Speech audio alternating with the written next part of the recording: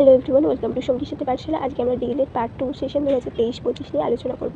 এখানে আমরা subject contemporary studies CC03 chapter 6 অন্তর্ভুক্তিমূলক শিক্ষা বা ইনক্লুসিভ এডুকেশন নিয়ে ইতিমধ্যে আলোচনা শুরু করেছিলাম, যার প্রথম পর্ব আমরা ইতিমধ্যে আলোচনা করে ফেলেছি এবং যেখান থেকে আমরা 10টা গুরুত্বপূর্ণ 2 নম্বরের প্রশ্ন আলোচনা করেছি প্রথম পর্বে, যার ভিডিও অবশ্যই চ্যানেলে রয়েছে, ভিজিট করে দেখে নেবে। আজকে এখান থেকে আমরা গুরুত্বপূর্ণ 7 নম্বরের প্রশ্ন, বেশ কয়েকটি প্রশ্ন আলোচনা করব। আজকে আমাদের কন্টেম্পোরারি স্টাডিজের 6 নম্বর চ্যাপ্টারের দ্বিতীয় পর্বের আলোচনা। প্রথম প্রশ্ন হচ্ছে সমন্বিত শিক্ষার প্রধান বৈশিষ্ট্যগুলি লেখো। এই প্রত্যেকটি প্রশ্ন 7 নম্বরের জন্য গুরুত্বপূর্ণ, 3 অথবা 4-এ পাঠ প্রশ্ন হিসেবে আসতে পারে। সমন্বিত শিক্ষার বেশ কিছু গুরুত্বপূর্ণ বৈশিষ্ট্য হলো: 1. সমন্বয়ের দ্বারা বিশেষ চাহিদা সম্পন্ন শিশুকে সাধারণ শিক্ষার আওতায় নিয়ে আসা হয় সমন্বিত শিক্ষা ব্যবস্থায়। 2. সাধারণ বিদ্যালয় পঠন পাঠনের জন্য শিক্ষার্থীদের সাধারণ বিদ্যালয়ের উপযোগী কিছু প্রশিক্ষণ দেওয়া হয় সমন্বিত শিক্ষা ব্যবস্থায় সমস্ত ধরনের শিক্ষার্থীদের, যারা বিশেষভাবে সক্ষম তাদেরকেও। এই সমন্বিত শিক্ষায় চাহিদা সম্পন্ন শিশুদের স্বাভাবিক শিশুদের সাথে রেখে এমন নির্দেশনা দিতে হয় যাতে এই স্বাভাবিক শিশুদের পাশাপাশি তারাও এই সমন্বিত শিক্ষায় চাহিদা সম্পন্ন শিশুদেরও স্বাভাবিক শিশুদের সাথে রেখে এমনভাবে নির্দেশনা দেওয়া হয় যাতে তারা স্বাভাবিক শিশুদের পাশাপাশি তারাও নিজেদের বিকাশ সাধন করতে সক্ষম হয়ে ওঠে। 4. সমন্বিত শিক্ষা ব্যবস্থায় স্বাভাবিক শিশুদের সঙ্গে বিশেষ চাহিদা সম্পন্ন শিশুরা একত্রিত একই শ্রেণীতে অংশগ্রহণ করে, তাই স্বাভাবিক শিশুদের একত্রে বিশেষ কিছু গুরুত্বপূর্ণ ভূমিকা থাকে।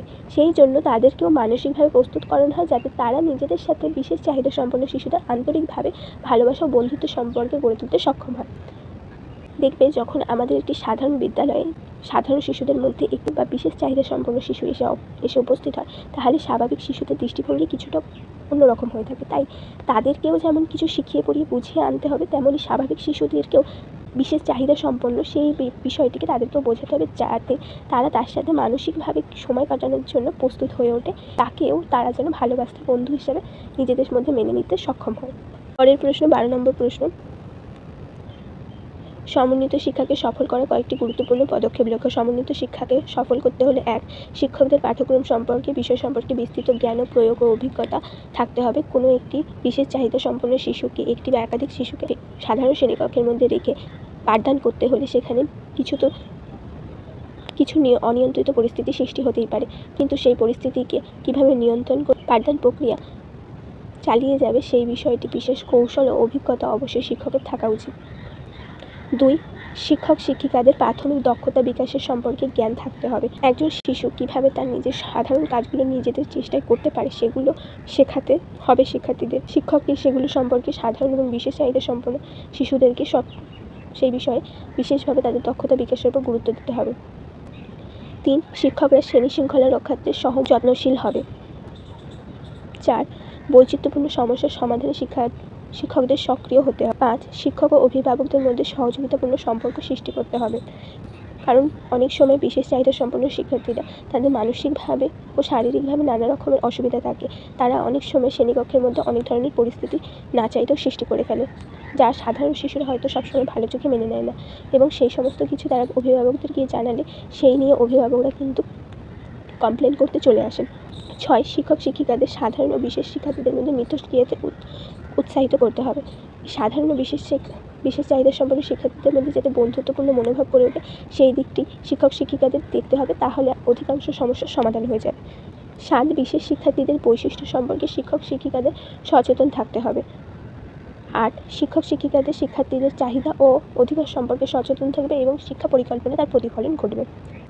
এরপর সমন্বিত শিক্ষা ও অন্তর্ভুক্তিমূলক শিক্ষার মধ্যে পার্থক্য লেখো। আপাত দৃষ্টিতে সমন্বিত শিক্ষা ও অন্তর্ভুক্তিমূলক শিক্ষা সমগোত্রীয় মনে হলে এদের মধ্যে বিশেষ কিছু পার্থক্য রয়েছে। 1.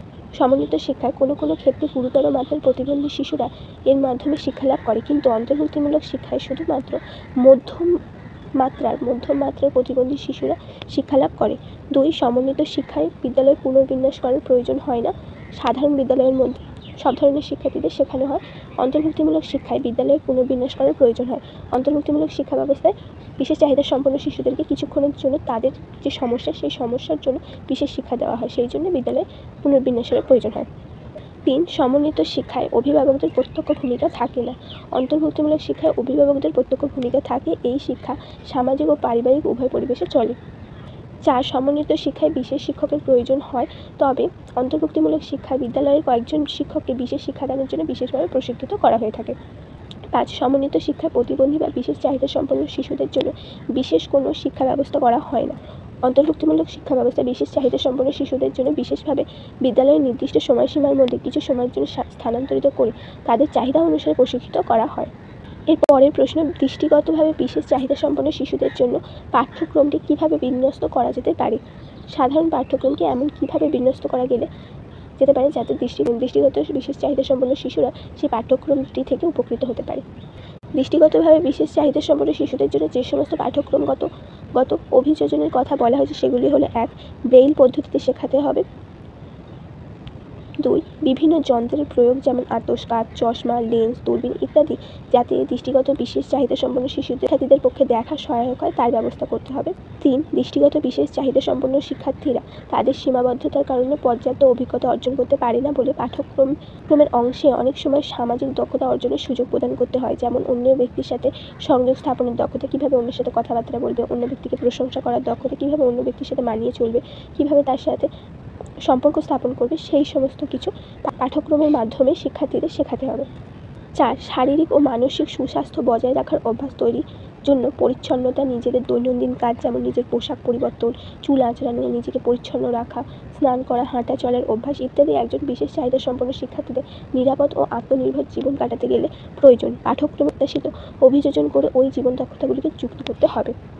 পাঠ্যক্রমের শিক্ষার মাধ্যমে তারা এই সমস্ত দৈনন্দিন প্রয়োজনীয় দক্ষতাগুলি অর্জন করতে পারে। 5. দৃষ্টিগতভাবে বিশেষ চাহিদা সম্পন্ন শিক্ষার্থীর একটি বিশেষ ইন্দ্রিয় যখন নিষ্ক্রিয় থাকে তখন তার অন্যান্য ইন্দ্রিয়গুলো কিন্তু সক্রিয় হয়ে ওঠে এবং এটি অত্যন্ত জরুরি। সেই জন্য পাঠ্যক্রমে যাতে তার অন্যান্য ইন্দ্রিয়গুলির সক্রিয়তা বৃদ্ধি পায় সেদিকেও লক্ষ্য রাখতে হবে। 6 নম্বর, সেই সাথে তার অন্তর্ভুক্ত যে প্রতিভা রয়েছে সেগুলো যাতে যথাযথভাবে বিকশিত হতে পারে তার জন্য বিশেষ সুযোগ সৃষ্টি করতে হবে। পাঠ্যক্রমের মধ্যে সহপাঠক্রমিক কার্যাবলী অন্তর্ভুক্ত করতেই হবে। এর ফলে সেই সমস্ত বিশেষ চাহিদা সম্পন্ন শিক্ষার্থীদের মধ্যে যে বিশেষ প্রতিভাগুলি রয়েছে সেগুলো কিন্তু বিকশিত হয়ে থাকে। প্রান্তিক গোষ্ঠীর শিক্ষার সমস্যা সম্পর্কে আলোচনা করো। এটাও একটা অন্যতম গুরুত্বপূর্ণ 7 নম্বরের প্রশ্ন। ভারতীয় সামাজিক ব্যবস্থায় প্রান্তিক শ্রেণী সাধারণত বস্তিবাসী, পথশিশু, আদিবাসী শিশু, বিশেষ চাহিদা সম্পন্ন শিশু, সমাজের নিম্ন শ্রেণীর কর্মে লিপ্ত থাকা ব্যক্তিবর্গের শিশুরা অনেক ক্ষেত্রে তাদের আর্থিক অসচ্ছলতা ও সামাজিক অবস্থানের কারণে যথাযথ শিক্ষার সুযোগ পায় না। স্বাধীনতার পরেও সকলের জন্য শিক্ষার ব্যবস্থা করা হলেও এর বাস্তবায়নে বেশ কিছু সমস্যা লক্ষ্য করা যায়। এগুলি হলো: 1. অর্থনৈতিক সমস্যা। দরিদ্র প্রান্তিক গোষ্ঠীর একটি অন্যতম সমস্যা শিক্ষা ও প্রশিক্ষণের অভাব। বেকারত্ব, কর্মহীনতা, ভূসম্পদহীনতা প্রভৃতি কারণে প্রান্তিক গোষ্ঠীর সদস্যরা যুগ যুগ ধরে চরম দারিদ্রতার শিকার হয়ে আসছে। অর্থনৈতিক সমস্যার কারণে তারা শিক্ষা আঙ্গিনায় আসতেও ভয় পায়। 3. পিতামাতার অনগ্রসরতা ও অশিক্ষা। প্রান্তিক শ্রেণীর সদস্যদের একটি বড় অংশ নিরক্ষর, এরা শিক্ষার গুরুত্ব উপলব্ধি করতে পারে না, তাই এই সমস্ত মানুষদের তাদের পরবর্তী প্রজন্মের লেখাপড়ার বিষয়টি অতটা আগ্রহী হয় না। 3. সচেতনতার অভাব। এই সমস্ত মানুষেরা শিক্ষা সংক্রান্ত সরকারি অনুদান, সরকারি কর্মসূচি, প্রকল্প, সুযোগ সুবিধা বেশিরভাগ ক্ষেত্রে অজ্ঞ, তাই তারা শিক্ষাকে ব্যয়বহুল মনে করে এবং তার প্রতি অবহেলা দেখায়। শিশু শ্রমিক। শিশু শ্রম প্রান্তিক গোষ্ঠীর শিক্ষার বিকাশে একটা বড় বাধা। প্রান্তিক গোষ্ঠীর অর্থনৈতিক ও সামাজিক ক্ষেত্রে নানা রকম বৈষম্যের শিকার, ফলে প্রাপ্তবয়স্ক হওয়ার পূর্বেই প্রান্তিক গোষ্ঠীর সদস্য সংখ্যার একটা বড় অংশ শিক্ষা থেকে দূরে থাকে। অর্থের অভাবের জন্য তারা রোজগারে নেমে পড়ে এবং তারাই শিশু শ্রমিকে পরিণত হয়। এর পরের পয়েন্ট, সামাজিক বিচ্ছিন্নতা। এই সমস্ত প্রান্তিক শ্রেণীর মানুষরা এরা সমাজের মূল স্রোত থেকে কিন্তু বিচ্ছিন্ন। শিক্ষা, চাকরি, রাজনীতি ও অন্যান্য সামাজিক ও উন্নয়নমূলক ধর্মসূত্র প্রভৃতি থেকে প্রান্তিক গোষ্ঠীর সদস্যরা অংশগ্রহণ খুবই কম, নেই বললেই চলে। এই কারণে তাদের মধ্যে শিক্ষার হার অনেক বেশি কম দেখা যায়। এর পরের গুরুত্বপূর্ণ পয়েন্টটি হচ্ছে লিঙ্গ বৈষম্য। বেশিরভাগ ক্ষেত্রে এই সমস্ত প্রান্তিক শ্রেণীর মানুষদের মধ্যে লিঙ্গ বৈষম্য দেখা যায়। ছেলে মেয়েদের মধ্যে বিভেদ দেখার প্রবণতা অনেক বেশি। তারা ছেলেদেরকে কিছু ক্ষেত্রে পঠন পাঠনের জন্য উৎসাহিত করলেও মেয়েদের শিক্ষার ব্যাপারে একেবারে উদাসীন থেকে যায়। অনেক ক্ষেত্রে তারা মেয়েদেরকে বোঝার হিসাবে মনে করে, সেই জন্য তাদের শিক্ষা দীক্ষার ব্যাপারে তাদের বেশি আগ্রহী হয় না। এরপর প্রথম প্রজন্মের শিক্ষার্থী। এই সকল প্রান্তিক গোষ্ঠীর শিক্ষার্থীদের মধ্যে কেউ কেউ প্রথম প্রজন্মের শিক্ষার্থী, হয়তো বলতে গেলে তারা তাদের পরিবারের মধ্যে সেই শিক্ষার্থী বা সেই শিশুটি সর্বপ্রথম বিদ্যালয়ে পা রেখেছে। তারা হয়তো এই প্রথম শিক্ষা আঙ্গিনায় পা রেখেছে। তাদের বৌদ্ধিক সামর্থ্য যাই হোক না কেন, বাড়ির প্রতিকূল পরিবেশ শিক্ষার প্রতি প্রেরণা সৃষ্টিতে উপযোগী নয়। বাড়িতে পড়াশোনার সহযোগিতা করার কেউ নেই, কেউ উৎসাহিত করারও থাকে না, ফলে পড়াশোনায় তাদের আগ্রহের পরিবর্তে ভীতির সঞ্চার হয়। এই ছিল তোমাদের গুরুত্বপূর্ণ 7 নম্বরের 5টা প্রশ্ন। যেগুলো আমরা আজকে আলোচনা করলাম, অবশ্যই এর আগে উল্লেখ করা 10টা প্রশ্ন তোমরা চ্যানেলে ভিজিট করে দেখে নেবে।